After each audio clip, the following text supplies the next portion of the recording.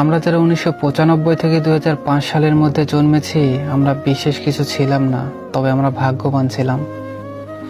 যখন আমরা ছোট ছিলাম, হাতগুলো জামার ভিতরে ঢুকিয়ে রেখে দিতাম আর বলতাম আমার হাত নেই। একটা কলম ছিল যার 4 রকমের কালি ছিল, আর তার 4টা বোতামে একসাথে টেপার চেষ্টা করতাম। আমাদের সময় এক হাত কলম পাওয়া যেত, আমরা সেই কলমটাকে কেটে ছোট কলমে আবিষ্কার করতাম।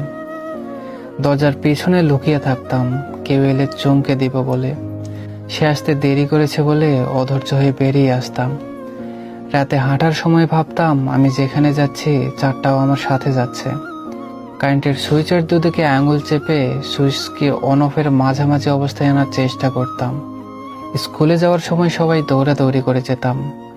ক্লাসে কলম কলম খেলা, খাতায় ক্রিকেট খেলা, চোর ডাকাত, বাবু পুলিশ খেলতাম। অনেক সময় স্কুল ফাঁকি দিয়ে কয়েকজন বন্ধু মিলে ঘুরতে যেতাম, আড্ডা দিতাম, আরো কত কি।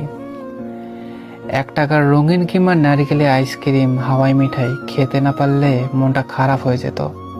হঠাৎ আকাশ দিয়ে হেলিকপ্টার গেলে সবাই রুম থেকে বের হয়ে আকাশের দিকে তাকিয়ে থাকতাম। স্কুল ছুটি হলে দৌড়িয়ে বাসায় আসতাম মিনা কার্টুন দেখবো বলে।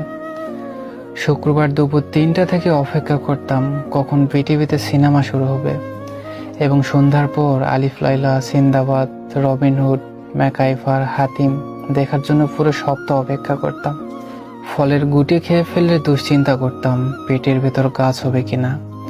মাথায় মাথায় ধাক্কা লাগলে শিং গজানোর ভয়ে আবার নিজের ইচ্ছায় ধাক্কা দিতাম। কেউ বসে থাকলে তার মাথার উপর দিয়ে ঝাঁপ দিতাম যাতে সে আর লম্বা হতে না পারে। বিকেলে কুতকুত, কানামাছি, গোল্লাছুত না খেললে বিকেলটায় যেন মাটি হয়ে যেত।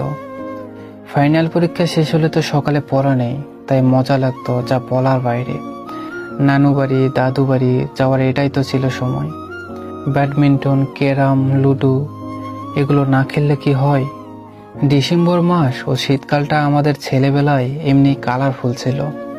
তবে ডিসেম্বরের 31 তারিখ যতই আগায় আসতো, মনের মধ্যে ভয় ততই বাড়ত। তাই ওই দিন যে ফাইনালের রেজাল্ট দিবে, তাই আর কি। আমি জানি আমাদের জেনারেশনের যারা কথাগুলো শুনছেন, নিশ্চয়ই আপনাদের মুখে হাসি ফুটে উঠেছে। এসব কথা মনে পড়লে ইচ্ছে করে আবার যদি সেই ছেলেবেলাটাকে ফিরে পেতাম। আসলেই ওই দিনগুলোকে খুব মিস করি, অনেক বেশি মিস করি।